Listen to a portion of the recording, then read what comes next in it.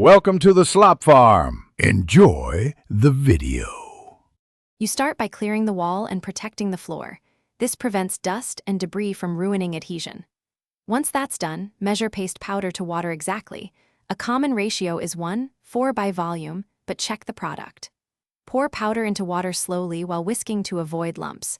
You want a paste that's smooth and tacky, not runny. Let it rest for the manufacturer's recommended time so starches swell and bonding performance peaks before you apply. You next paste the paper itself. Lay the sheet face up and apply paste evenly with a short nap roller or wide brush across the entire back. Once coated, book the paper by folding pasted sides together for 2 to 5 minutes so the adhesive activates and becomes tackier. This prevents slippage. Unfold and position on the wall, then smooth from the center out to push air and excess paste away. Make sure seams align and use a seam roller gently to seal edges.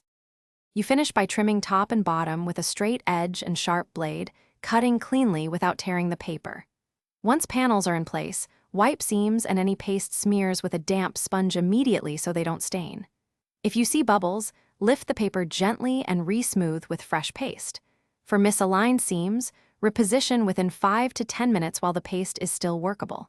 If paste dries too fast, mist lightly with water to reactivate adhesive before. Thanks for watching. Consider subscribing if we helped you today.